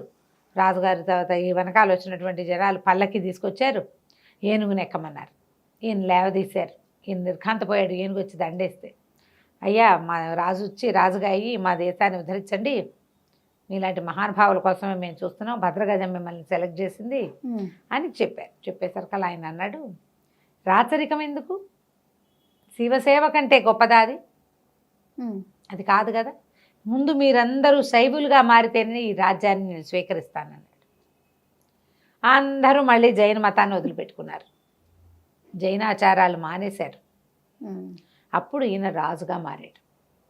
రాజు అయిన తర్వాత కూడా నిత్యము శివారాధన చేసేవాడు. స్వహస్తాలతో తీసిన గంధాన్నే అక్కడున్న దేవాలయంలో స్వామికి అలంకరించేవాడు. ఆయన ఏ తీర్థయాత్రకు వెళ్ళినా, ఏ దేవాలయంలోకి ఆయన దర్శనానికి వెళ్తాడో అక్కడ గంధం తీసి స్వామిగా అలంకరించడమే ఆయన యొక్క సేవ. కొన్ని సంవత్సరాల పాటు పాండ్య దేశాన్ని, మధురా నగరాన్ని పరిపాలించాడు మూర్తి నాయనారు. చాలా కాలం పరిపాలించిన తర్వాత ఆయన లింగైక్యం చెందాడు. ఏముంది కదా కదా, అద్భుతం. నమస్తే రమగారు. నమస్తే జీ. రమగారు, శివభక్తుల కథలు ఇది చాలా ఇంట్రెస్టింగ్గా ఉంటుంది. నందనార్ కథ మనం ఇది ఘంటసాల గారు పాడిన నందుని చరితము వినుమా పరమానందము గర్మ ఆ పాట ఆయనే ఈయన. తిరునాలైపోనారు నాయనారు అంటారు ఈయన పేరు. నందనారు ఆయన పేరు. అయితే ఈయన చోళరాజ్యంలో ఆదనూరు అని ఒక ఊరికి చెందినవాడు. మహాశివ భక్తుడు. కానీ ఈయన అంటరాని వాడట. 63 మంది నాయనార్లలో ఈయన ఒక్కడే అంటరానివాడు. మిగిలిన వాళ్ళంతా వేర్వేరు కులాలకు చెందిన వాళ్ళు ఉన్నారు. వైశ్యులు, బ్రాహ్మలు, తర్వాత వెల్లాల కులస్తులు అలా ఉన్నారు చాలా. అంటే తమిళంలో ఈ వెల్లాలు అంటే మన వైపు ఏమంటారో నాకు తెలియదు, ఈ పేర్లు రాయబడి ఉన్నాయి. ఇతను ఒక్కడే పంచముడు, అంటరానివాడు. కానీ మహాభక్తుడు. చాలా ఉత్సాహంగా శివదర్శనం చేసేవాడు ఆయన. అయితే ఏదైనా దేవాలయానికి వెళ్తే ఆ దేవాలయానికి సంబంధించి చుట్టుపక్కల ప్రాంతాల్లో తోటలు పెంచేవాడు, చెరువులు తవ్వేవాడు. కుర్రాడు కాదు, చిన్నతనం నుంచి ఉంది భక్తి. వయసు పెరిగే కొందికి అక్కడ కొంతకాలం నివసించి దేవాలయానికి అనుబంధంగా ఓ చెరువు తవ్వివ్వటం ఒక్కడే చేసేవాడు. కొన్ని మొక్కలు, పువ్వుల మొక్కలు, దేవాలయానికి మంచి పూల తోట లేదనుకో, ఆ పూల తోట పనంతా చేసేవాడు. అది ఆయన సేవ. అట్లాంటి సేవ చేసేవాడు అనమాట. పెద్దగా దేవాలయ ప్రవేశాలు లేవు ఆ రోజుల్లో. కొన్ని దేవాలయాల్లో చిన్న చిన్న ఊళ్ళలో ఏం అనేవాళ్ళు కాదు. ఇతను భక్తుడని, ఇట్లా దేవాలయానికి సంబంధించిన సేవ చేస్తాడని ఆ అవగాహన చుట్టుపక్కల ప్రాంతాల్లో ఉంటుంది కదా. ఇక ఆయన కులాన్ని పట్టించుకునేవాళ్ళు కాదు కొన్ని చోట్ల. అయితే ఈయన ప్రతి ఏ ఊరైనా క్షేత్రం చూడాలి అనిపిస్తే అక్కడికి వెళ్ళిపోయేవాడు. దేవాలయానికి అవసరమైతే వాళ్ళకు చెరువు తవ్వి పెట్టడం, ఆ పనులన్నీ చేసి పెట్టి కొంతకాలం అక్కడ నివసించి స్వామిని దర్శించి సేవించుకుని మళ్ళీ ఆదనూరు తిరిగి వచ్చేస్తూ ఉండేవాడు. ఒకసారి తిరుపున్కూర్ అని ఒక ఊరు వెళ్ళేటట్టు. వెళ్ళి అక్కడ దర్శనం చేయటానికి గుళ్ళోకి రానివల, కాకపోతే గుడి బయట నిలబడి దర్శనం చేసుకోవచ్చు, ఏమీ కాదనేవారు కాదట. అయితే సాధారణంగా శివాలయాల్లో ఎలా ఉంటాయి, శివలింగం ఎదురుగుండా నందీశ్వరుడు, నందికి వెనకాల నిలబడ్డవాడు పొడుగ్గా ఉండి మనం సన్నిధిలో ఉన్నామనుకో, ఇదే శివలింగము, ఇదే నందీశ్వరుడి వెనకాల నిలబడ్డవాడికి శివదర్శనం నేరుగా అయిపోతుంది. దూరంగా నిలబడ్డవాడికి నందీశ్వరుడి పృష్ఠమే కనపడుతుంది, శివలింగం కనపడదు. తెగేడి చెట్టు ఆయన అక్కడ నుంచి దర్శనం కాలేదు, నేను దర్శనం చేసుకోలేకపోయాను, శివదర్శనం కాలేదంటే నంది ఇట్లా పక్కకి ఒరిగేది. బా, ఇప్పుడు కూడా తిరుపున్కూరులో పక్కకి ఒరిగిన నందీశ్వర విగ్రహం ఉంది. శివదర్శనం చేయించడం కోసం తనలాంటి వాడే భక్తుడని నందీశ్వరుడు స్వయంగా తను పక్కకి వంగిన దృశ్యం. ఎంతో కాలం ఆ దేవాలయంలో ఆ వంగి నందీశ్వరుడు పక్క నుంచి చూసేసి స్వామిని ఒక పెద్ద చెరువు తవ్వి పెట్టాడట ఆ తిరుపున్కూరు దేవాలయానికి. ఇప్పటికీ కూడా నందనార్ తవ్విన చెరువుగా ఉన్నదట అదక్కడ. ప్రాంతం అయితే నాకు తెలీదు, ఇలా చెప్పబడింది. అయితే ఈయనకి చిదంబరం వెళ్ళాలని చాలా కోరిక. చిదంబరం అంటే మన నటరాజస్వామి. పైగా పంచభూత శివలింగాలలో పంచభూత లింగాలని చెప్తారు కదా, ఆకాశలింగం ఇక్కడ ఉందని చెప్తారు చిదంబరంలో. ఈ చిదంబరంలో ఉండే ఆకాశతత్వము ఇది ఏమిటంటే ఏమీ లేదు అక్కడ, చిదంబర రహస్యం అంటారు. అది ఏమిటో ఎవరికీ తెలీదు. నిజానికి అక్కడ ఆ ప్రాంతంలో శివలింగం ఏముండదు, ఒక శూన్యంగానే ఉంటుంది. చిదంబరం వెళ్తే అర్థం, వెళ్ళినా కూడా అర్థం కాదు, వెళ్ళి చూసేసి వచ్చేస్తాం. నటరాజస్వామిని చూస్తారు అందరూ, నటరాజస్వామిని చూస్తారు. చిదంబరం గురించిన గాథలు చాలా వింతగా వింతగా వింతగా అత్యంత ఆశ్చర్యకరంగా, అన్ని శివాలయాల్లో కంటే కూడా అత్యంత ఆశ్చర్యం గొలిపే గాథలు చిదంబరంతో రిలేట్ అయ్యి కనపడతాయి. అవకాశం ఉంటే చెప్దాం బ్రహ్మగారు, చెప్పండి. బిచ్చగాడుగా వచ్చాడట పరమేశ్వరుడు అక్కడికి.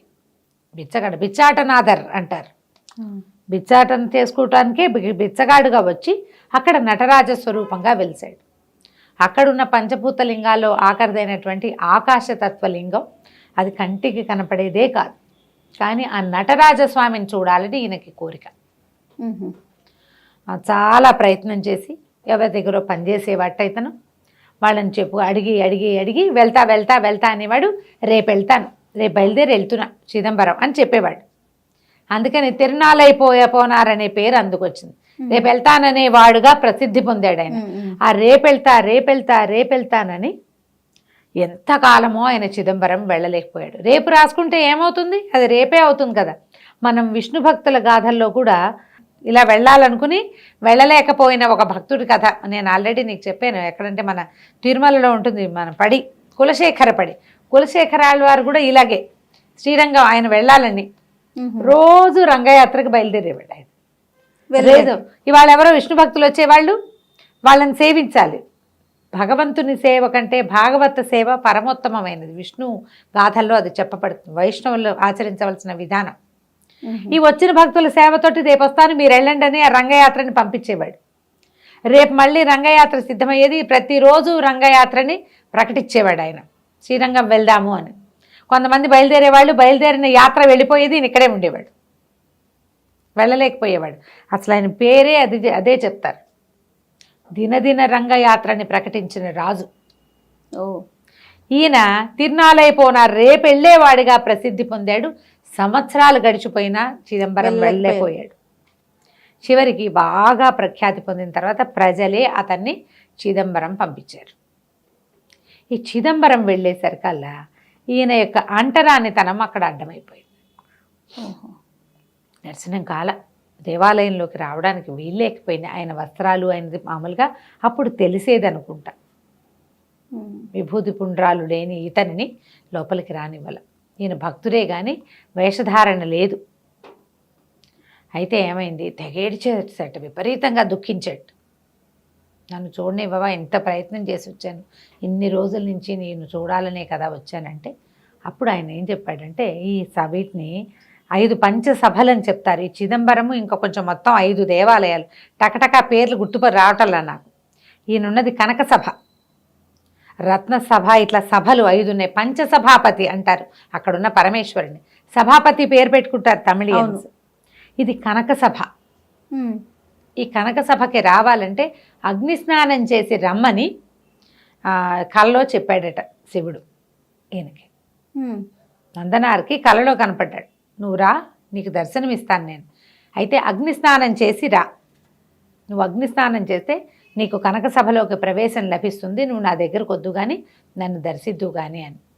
సరే, అయితే ఏమైంది, ఈ చిదంబరం దేవాలయంలో అర్చకులు ఉన్నారు కదా, వాళ్ళకి దర్శనం ఇచ్చాడట, స్వప్న దర్శనం. 3కో 5గురికో ఒకేసారి కల్లో కనపడ్డాడు శివుడు. నటరాజస్వామి కనపడి ఒక ఇది చితి లాంటిది పేర్చమని, అగ్ని పేర్చమని, ఆ అగ్నిలో స్నానం చేసి నన్ను దర్శించడానికి ఒక భక్తుడు వస్తాడు, అతన్ని తీసుకురమ్మన్నారు. దేవాలయం ఎదురుగుండా కట్టెలు పేర్చి నిప్పు రగల్చి పెట్టారట ఆ మరుసటి రోజున. వీళ్ళ కలొచ్చింది తెల్లవారుజామున, ఒకడు రెండోవాడు చెప్తే నాకు అదే వచ్చింది అన్నాడు. ఇంకా ఎవరెవరికి వచ్చిందంటే అర్చకులందరికీ వచ్చింది, అందరికీ అదే కళ. సరే స్వామి ఇట్లా స్వప్నాదేశం చేశాడు, ఒకళ్ళకి చెప్తే కుదరదని అందరికీ చెప్పాడు. ఆ అగ్నిని ఇట్లా పేలిస్తే ఈ వచ్చినటువంటి నందనారు అగ్నిలోకి ప్రవేశించి బయటకు వచ్చేసాడు. ప్రవేశించి వచ్చిన తర్వాత అతని శరీరం అంతా విభూతి పుండ్రాలు వచ్చేసినాయి. మహోజ్వలమైన కాంతితోటి అగ్నిస్నానం చేశాడనమాట. విభూతి పుండ్రాలు ఆ లోపలికి వెళ్ళేసరికల్లా ఆ జ్వాలే అతని ఒంటి మీద పుండ్రాలను ఏర్పరిచిందనమాట. ఆ వచ్చిన నందనారి చాలా ఆశ్చర్యపోయి, భగవంతుడు ఇతని కోసం ఆదేశించాడంటే ఎంత గొప్ప భక్తుడు. ఈ నందన్ నాయనారిని లోపలికి తీసుకెళ్ళారు దేవాలయంలో. ఆ సభాపతిని లోపలికి వెళ్ళి కనక సభలోకి ప్రవేశించాడు. అది ఎట్లా ఉంటుందంటే ఒక పెద్ద స్ఫటికలింగం, నటరాజస్వామి స్వరూపం. ఆయన ఎట్లా ఉంటాడు? నటరాజస్వామి పాదాల కింద ఒకడు ఉంటాడు, ఓ కాలు పైకెత్తి ఉంటుంది, తర్వాత జుట్టు రెండు పక్కలకి ఇట్లా జ్వాలల్లాగా పైకి వెళ్ళిపోయినట్టుంటాయి. ఒక నాట్య భంగిమలో ఉంటాడు. ఆయన చూసేసరికల్లా మా చాలా సంతోషించి ఎంతో ఉచ్చైస్వరంతో గానం చేసి చాలా సంతోషించాడు. ఈ స్వరూపము, ఈ స్ఫటికలింగము కాకుండా ఆకాశలింగ దర్శనం ఒకటి ఉంటుంది. అది ఎట్లా ఉంటుందంటే ఒక గది, ఒక కర్టెన్ లాంటిది వేసి ఉంటుంది. ఆ కర్టెన్ తొలగిస్తారు. ఒక రంగస్థలంలాగా ఒక ఎత్తైన పీట ఉంటుంది, అక్కడ ఏమీ ఉండదు. పైనుంచి బంగారువి మారేడు దళాలు ఇట్లా గాలి కళ్ళల్లాడుతూ కనపడతాయి. ఆ దర్శనం అవ్వగానే ఈయన జ్యోతిగా మారిపోయి అందులోకి వెళ్ళిపోయాడట నందనార్. ఈ మొత్తం భక్తులందరూ చూస్తూ ఉండగానే, అర్చకులంతా చూస్తూ ఉండగానే జ్యోతిగా మారి ఆకాశలింగంలోకి వెళ్ళిపోయాడు. ఇదంతా పరమాద్భుతంగా ఆశ్చర్యపోయారు. స్వామి చరిత్ర ఎలా అంటే, లీల ఎలా ఉంటుందంటే, ఎవడికి ఎప్పుడు ఎక్కడ ఎలాంటిది కల్పిస్తాడో భగవన్మాయ మనకు అసలు అర్థం తెలీదు, మనం తెలుసుకోలేకపోతాం. ఒక్కొక్కడికి ఎవరికో బుద్ధి వాళ్ళు ఏదో మామూలుగా ఉంటారు సాధారణ జీవనం, కానీ వాడి భక్తి ప్రపత్తులు వేరేగా ఉంటాయి. అవును, అసలు వాడి జనరల్ లివింగ్కి అతనుకున్న భక్తి తీవ్రతకి సంబంధమే ఉండదు. మనం నాయనార్ గాథల్లో అలాంటివి చూస్తాం.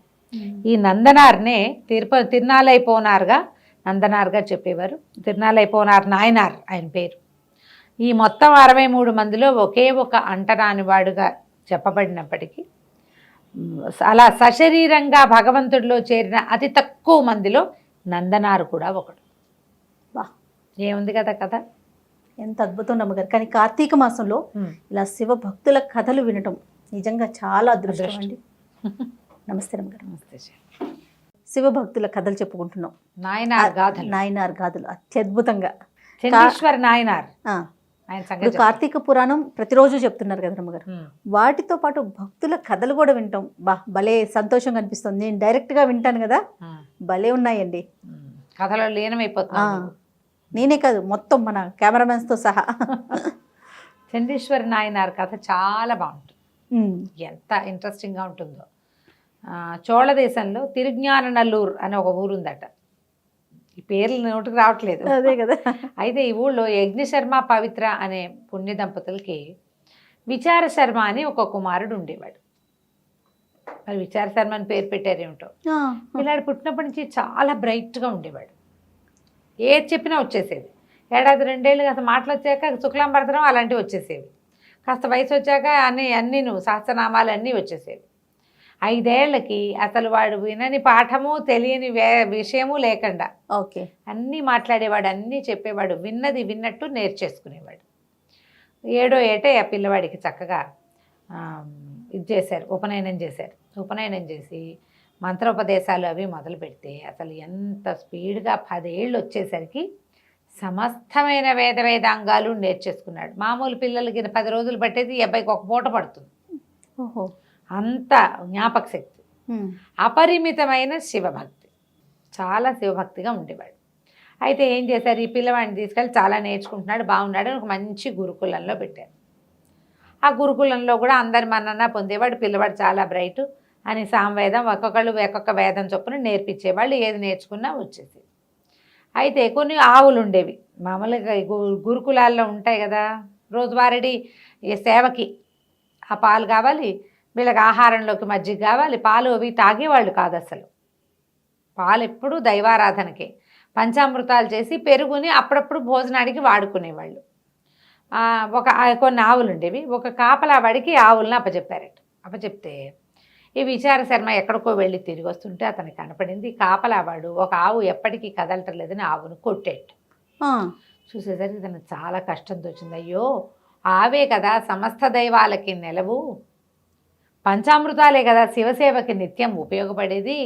అసలు గోపంచితము గోమయము ఎంత ఇంపార్టెంట్, ఎంత మంచి. పైగా మనం శివుని ప్రతీక అయినటువంటి విభూతికి శివచిహ్నంగా భావిస్తాం. విభూతి పెట్టుకున్నాడంటే శివభక్తుడే కదా, అంతే. అయితే ఆ విభూతికి మొదలు ఎక్కడిది? గోమయం, పిడకలు కాల్చే కదా విభూతి తయారు చేస్తారు. వీటన్నిటికీ మొత్తం శివారాధనకి ఆలవాలమైనటువంటి గోవుని ఇట్లా కొట్టాడు. అని ఎంతో బాధపడ్డాడు. గురువుగారు అన్నట్ట మరి కాపలావాడికి అప్పచెప్ప తప్పదు నాయనా, వాడు కొడతాడో కొరుకుతాడో మనం ఏం చేస్తాము అంటే, కాదు కాదు ఇట్లా ఆవును అప్పచెప్పద్దు, నేను చేస్తాను ఆవుల సేవ అని చెప్పి ఆవుల్ని తీసుకెళ్ళేవాడు. చదువుకునేవాడు, అక్కడి నుంచి పొద్దున్న చదివేసుకునేవాడు, ఎంత చదివితే అంత. కోడ్లను తీసుకుపోయేవాడు, ఆవుల్ని తీసుకెళ్ళి చక్కగా మంచి గడ్డి ఎక్కడుందో అక్కడికి తీసుకెళ్ళేవాడు, గడ్డి తినిపించేవాడు, అన్నిటికీ చక్కగా గోసేవ బాగా చేసేవాడు. పైగా వేదంగాలు చదువుకున్నాడు కదా, అవన్నీ వల్లిస్తూ మరి పునశ్చరణ చేసుకోవాలి. పొద్దున పాఠం చెప్పుకుంటాడు, పునశ్చరణ ఏముంది, గోవు ఒళ్ళు దోముతూ నీళ్ళలో దింపి ఒళ్ళు దోమేవాడు, పునశ్చరణ సామవేదం ఆధారమైన వేదం చేసేవాడు. ఇలాంటి సేవను పొందినటువంటి ఆవులు విపరీతంగా పాలిచ్చేవి, విపరీతంగా క్షీర సమృద్ధి. అంత ప్రేమగా చేస్తే ఆవులు పాలు ఎక్కువ ఇస్తాయి, చెట్లు పూత కూడా ఎక్కువ పూస్తాయి, అట్లా చెప్తారు పెద్దవాళ్ళు. ఓకే. అయితే ఈ సేవ చేయబడితే పాలు ఇతోధికంగా వచ్చేసరికి పాఠశాలలో గురుకులంలో బాగా వాడుకునేవాళ్ళు, పాలు ఎంతో బాగున్నాయని చెప్పుకునేవాళ్ళు. అయితే ఇవి ఇక్కడ మధ్యాహ్నము ఈయన ఇక్కడ చదువుకుంటుంటే పాలు అట్లా కారిపోతుండేవి ఓవుల నుంచి. ఈయన ఏం చేసేవాడు, సరే ఎట్లాగో మన దగ్గర పాలు ఉన్నాయి కదా, గురుకులంలో చేసే సేవ కాకుండా మనం కూడా శివసేవ చేసుకోవాలనుకున్నాడు. అనుకుని ఏం చేసేవాడు, ఈ ఆవుల్ని తోలి పెట్టేవాడు కదా, ఇవి గడ్డంతా మేసొచ్చాక ఒక చెరువు గట్టున మీద విశ్రాంతి తీసుకునేవాడు. ఈయన ఏం చేసేవాడు, పాలు కాసిన పెతుకుని పక్కన పెట్టుకునేవాడు. ఒక అత్తి చెట్టు కింద మట్టితోటి ఒక ఆలయంలాగా నిర్మించాడు, ఇట్లా ఎత్తుగా గోపురంలాగా చేశాడు మట్టిది. ఒక మట్టి సైకత లింగాన్ని చేసుకున్నాడు, మట్టి లింగం. మృణ్మయ లింగాలు చేస్తారు కదా, అవునవును, చేసుకుని శివారాధన చేస్తూ ఈ పాలెత్తి ఆ మృణ్మయ లింగం మీద పోస్తూ ఉండేవాడు, అభిషేకం చేసుకునేవాడు. అత్తి పువ్వులతోటి చిన్నగా హారాలల్లి హారం అలంకరింపజేసేవాడు స్వామికి. ఇక రోజు మధ్యాహ్నం పూట శివారాధనే. ఇది ఎప్పుడైతే మొదలు పెట్టాడో ఇంకా ఆయన చదువు మీద ధ్యాస పోయింది. ఓహో. నిత్యము శివారాధన, గంటల తరబడి ఆరాధన చేసుకునేవాడు. అభిషేకం అంటే ఏకరుద్రం చేయాలంటే పోస్తూ ఉండాలి కదా పాలే. ఏమైంది, ఒకరోజు ఒక పనివాడు ఎవడో ఆ దారి వెంబడిపోతూ దూరం నుంచి చూస్తే విచార శర్మ కూర్చుని నీళ్ళల్లో మట్టిలో పాలు పోస్తున్నట్టు కనపడింది. అదేగా జరుగుతుంది అక్కడ. ఇదేమిటి పాలని ఇట బారబోసేస్తున్నాడు బాపనయ్య అనుకున్నాడు. పిలిచి అరిచచ్చిన పలకలయ్యన. ఈయన పంచాక్షరి జపంలో ఉన్నాడు, రుద్రం చదువుకుంటున్నాడు.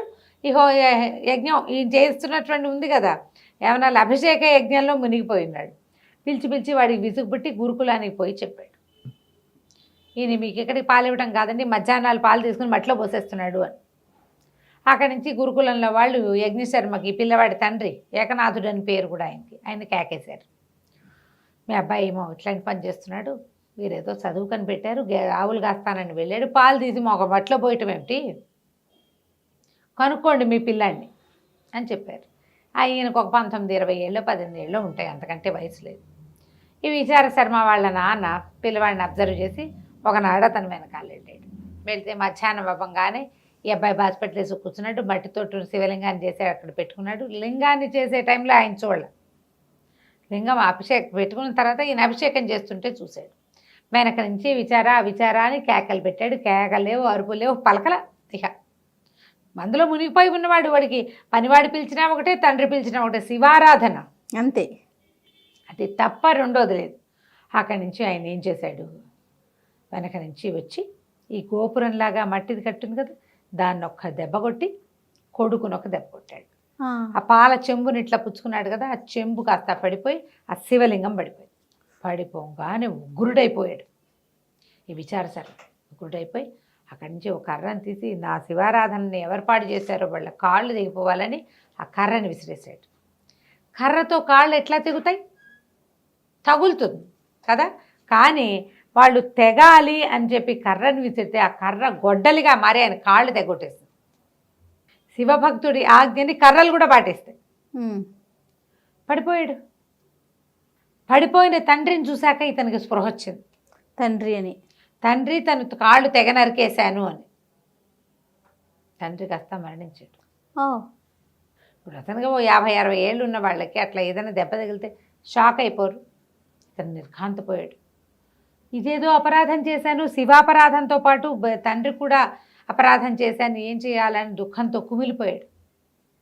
ఆ కూలిపోయిన గుడిని మళ్ళీ కట్టడం ఎట్లాగో తెలియలే. సరే ఏం చేశాడు, ఆ ఏదైతే తన తండ్రి కాళ్ళని నరికేసిందో అది పెట్టి మెడ నరికేసుకోపోయాడు. నేను కర్ర విసిరి తెగిపోవాలంటే తెగిపోయింది, నా మెడ నరికేసుకుంటాను నేనని ఆ మెడ మీదకి పెట్టేసరికల్లా ఆ మెడ మీదకి వేసుకున్న గొడ్డల్లాంటి ఆ కర్ర పువ్వుల దండగా మారిపోయిందట. పరమేశ్వరుడు పార్వతీ సమేతుడుగా ప్రత్యక్షమయ్యాడు. ఆయన నీ అపరిమితమైన భక్తి వల్ల నువ్వు ఇట్లా ఉన్నావు, నీ ఆజ్ఞని కర్రైనా పాటించాల్సిందే. శివాజ్ఞనైనా తప్పిస్తూ ఉంటుంది కానీ ప్రపంచం శివభక్తుడి ఆజ్ఞను తప్పించుకోదు, చేయాల్సిందే. భక్తుడు ఆజ్ఞాపిస్తే చేయవలసిందే. ప్రకృతి అట్లా వినాలి, యూనివర్స్ అతని మాట వింటుంది. నువ్వు నాకు అభిషేకం చేసావు, పువ్వులు సమర్పించావు, వస్త్రాలు సమర్పించావు, పువ్వులే వస్త్రాలు, ఈ 3 నీకు కూడా లభిస్తాయి. నువ్వు ఇట్లా నా కోసం తండ్రి కాళ్ళు తెగనరికావు కాబట్టి చండీశ్వరత్వాన్ని నీకు ప్రసాదిస్తున్నాను అని చెప్పి తను ఇట్లా కావలించుకున్నాడు. ఎప్పుడైతే ఈ చిన్న కుర్రాన్ని కావలించుకున్నాడో పరమేశ్వరుడు, వాడు శివస్వరూపుడైపోయాడు. విభూతి పుండ్రాలు వచ్చేసినాయి. పరమేశ్వరుడు ఎలాంటి ఆకృతిలో ఉంటాడో అలాంటి ఆకారాన్ని పొందాడు. సారూప్య ముక్తి అని చెప్తారు. ఆ శివస్వరూపంగానే కనపడతాడు. శివుడు ఏ స్వరూపంలో మనకి దర్శనమిస్తాడో అలాంటి స్వరూప ముక్తిని పొందాడు ఇతను. అయితే ఏం చెప్పాడు, చండీశ్వరత్వాన్ని ఇస్తాను. భక్తులు నువ్వు నాకు ఏవేవి సమర్పించారో అవన్నీ నీకు సమర్పించగానే ఇంటికి తీసుకెళ్లరు, అవి నీకు కూడా సమర్పణ జరుగుతుంది అని చెప్పి అతన్ని తన దగ్గరికి తీసుకెళ్ళిపోయాడు. అయితే తండ్రిని చంపిన పాతకం భక్తితోటి చేశాడు కాబట్టి ఇతనికి ఆ పాతకం అంటలేదు.